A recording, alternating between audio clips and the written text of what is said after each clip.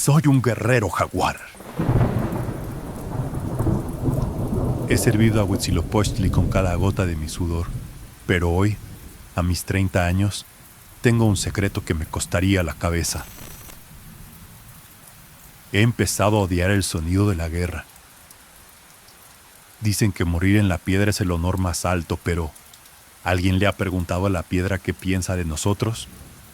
Quédate conmigo porque hoy no te voy a contar la historia de los libros. Te voy a contar lo que sentimos los que estamos debajo de la máscara. Recuerdo la mañana que mi padre me llevó al Telpochcali. Yo tenía apenas 6 inviernos y el frío de la laguna calaba hasta los huesos. No hubo despedidas largas. En Tenochtitlán, un hijo es una flecha que se lanza hacia el futuro. A diferencia de los hijos de los nobles en el Calmecac, a nosotros no nos enseñaron a leer las estrellas ni a interpretar los códices. A nosotros nos enseñaron el lenguaje de la fatiga. Nos despertaban antes de que el primer rayo de sol tocara el templo mayor. Si no te levantabas lo suficientemente rápido, el humo de los chiles secos en la hoguera se encargaba de quemarte los pulmones hasta que suplicabas por aire. Mi primera cicatriz no fue de una espada de obsidiana. Fue de una espina de maguey. Nos obligaban a punzarnos las orejas y las piernas para ofrendar nuestra sangre antes de entrenar. Ahí comprendí la primera lección. Para alimentar a los dioses, primero hay que aprender a sangrar en silencio. Nos decían que el imperio era un cuerpo y nosotros sus garras. Que capturar a un enemigo no era un acto de odio, sino un acto de caridad cósmica. Si no hay prisioneros, el sol se detendrá, repetían los maestros. ¿Y tú te lo crees? Te lo crees con la fe de un niño que solo quiere que su padre esté orgulloso. Crecí creyendo que el enemigo era un monstruo sin rostro. Hasta que llegó mi primera batalla real. Hasta que puse mi mano sobre el hombro de mi primera presa y sentí su temblor. Al quitarle el casco, no vi a un monstruo. Vi a un joven que tenía en sus ojos el mismo miedo que yo sentía en el Telpochcali. En ese momento, el sol no me pareció un dios. Me pareció un verdugo que nunca se sacia. Aquí es donde la historia se vuelve difícil de entender para los que no nacieron bajo nuestro sol. La gente piensa en la guerra como un acto de furia descontrolada. Pero las guerras floridas, las Xochillaoyotl, eran lo opuesto al caos. Eran una cita sagrada pactada entre reyes. Cuando marchábamos hacia los campos de Tlaxcala o Huejotzingo, no llevábamos odio en el corazón. Llevábamos una precisión fría.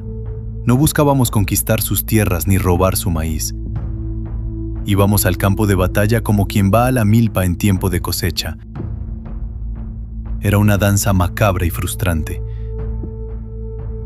Imagina tener el poder de un jaguar, pero estar obligado a usar solo la fuerza de un gato. Mi macuahuitl podía cortar la cabeza de un caballo de un solo tajo, pero mi deber era usar el lado plano de la madera para romper un hueso, o usar la obsidiana solo para cortar un tendón de la pierna. Teníamos que inhabilitar, no asesinar. Matar a un oponente digno en el campo era visto como un desperdicio torpe, una ofensa a Huitzilopochtli que esperaba su alimento fresco. La verdadera habilidad del guerrero jaguar no era cuán rápido mataba, sino cuán hábilmente podía desarmar a un hombre que luchaba por su vida sin quitarle la suya. Y entonces llega el momento final. El oponente cae al suelo, agotado, quizás con un tobillo roto. Te inclinas sobre él con las cuerdas de Ixtle en la mano. El ruido de la batalla desaparece.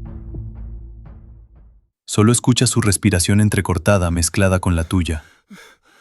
¿Sabes lo que se siente mirar a un hombre a los ojos a esa distancia? Estás tan cerca que puedes oler su sudor y ver el polvo pegado en sus pestañas. Mientras aprietas los nudos en sus muñecas, no ves a un demonio. Ves el terror puro de alguien que sabe que acaba de perder su futuro. Sabes que en 3 lunas, el corazón que ahora late acelerado bajo su pecho estará en un plato de piedra. El regreso a Tenochtitlán es lo peor. La gente en la ciudad celebra, arrojan flores, los músicos tocan los caracoles. Nos ven como héroes invencibles.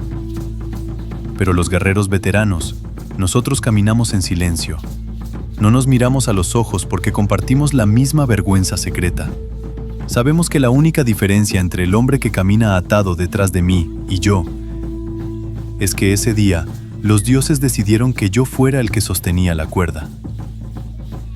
Sabemos que en la próxima cosecha el atado podría ser yo. Hace 2 lunas, capturé a un joven de Tlaxcala. Tendría la edad de mi hijo mayor. Mientras lo custodiaba, antes de entregarlo al templo, me pidió agua. Rompí la regla de piedra y le hablé. Me contó que su esposa estaba por dar a luz, que su único deseo era conocer el rostro de su hijo antes de que el cuchillo de obsidiana reclamara su pecho. Por primera vez en mi vida, el traje de jaguar me pesó más que una montaña. El honor mexica dicta que debo sentir orgullo por alimentar al sol, pero mi alma de hombre sentía vergüenza. Me pregunto ahora, frente al agua, ¿es este el orden sagrado del mundo? ¿O es solo el hambre de un imperio que ha olvidado cómo detenerse? Si esto es ser un héroe, preferiría ser un cobarde. Esa noche, el silencio de mi casa me pareció más ruidoso que el griterío de la batalla. Miré a mi esposa, que dormía tranquila, y por primera vez sentí que mi hogar estaba construido sobre cimientos de cristal. Me pregunté cuántas veces ese joven tlaxcalteca habría acariciado el vientre de su mujer, prometiéndole que volvería.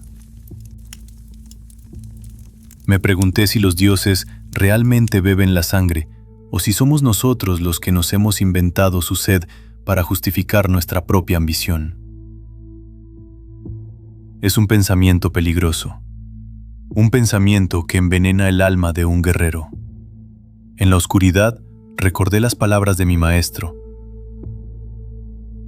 El sol solo sale porque nosotros lo alimentamos. Pero, ¿y si no fuera así? ¿Y si el sol saliera simplemente porque tiene que salir? ¿Y si todos estos siglos de guerra no hubieran sido más que un baile sangriento para nada? El aire de la madrugada trajo consigo el olor del incienso desde el templo mayor. Las hogueras sagradas ya estaban encendidas.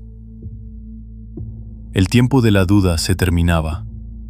Mañana el mundo volvería a ser de piedra y plumas, y yo tendría que ser, una vez más, el jaguar que no siente. Pero mientras caminaba hacia la plaza, sentí que algo dentro de mí se había roto para siempre. No era el miedo a la muerte lo que me hacía temblar, era el miedo a la verdad. El sol ya está aquí. Huitzilopochtli exige su sustento. El sonido de los caracoles de guerra rompe la mañana, y sé que mi tiempo de duda se ha agotado. Llegó el momento. Él va adelante, con los tobillos encadenados, tropezando. Yo voy detrás. Mi traje de jaguar, que antes era mi orgullo, ahora se siente como una segunda piel hecha de plomo. Empezamos a subir los escalones del templo mayor. Son 113 hasta la cima. Cada escalón es una vida. El ruido de los tambores huehuetl es ensordecedor, hace vibrar mis propios dientes. Abajo, la multitud es un mar de gritos que corean mi nombre, celebrando mi victoria. Pero yo no escucho los aplausos. Yo solo escucho la respiración entrecortada del joven tlaxcalteca frente a mí. Veo cómo le tiemblan las piernas. Veo la nuca sudorosa de un hombre que nunca verá el rostro de su hijo. Estamos en la cima. El aire aquí arriba es diferente. Huele a sangre vieja y a copal quemado. El sacerdote de negro nos espera frente a la piedra de Techcatl, con el cuchillo de pedernal en alto, brillando bajo el sol. Tengo que empujarlo hacia adelante. Tengo que soltar la cuerda. Es mi deber sagrado. Es lo que me enseñaron desde niño. Si la sangre no corre, el quinto sol morirá. Cierro los ojos un segundo. Me ajusto la máscara de madera sobre el rostro. En ese momento, Tizoc, el padre que duda, el hombre que siente piedad, desaparece en la oscuridad de la máscara. Solo queda el guerrero jaguar. Dicen que nuestra civilización fue cruel. Otros dicen que fue gloriosa. Yo te digo que fue humana, llena de hombres que, como yo, dudaban en la oscuridad mientras cumplían su deber bajo el sol. Hoy he alimentado a los dioses, pero si estás escuchando esto cientos de años después, recuerda que debajo de las plumas y el oro latía un corazón que en el fondo solo quería paz. ¿Y tú qué habrías hecho en mi lugar? ¿Habrías cumplido con el deber sagrado o habrías dejado ir a ese joven arriesgando tu propia vida? Cuéntame en los comentarios qué piensas del honor de mis ancestros. Suscríbete para seguir escuchando las voces que el tiempo intentó callar. Nos vemos en el próximo relato de nuestra historia.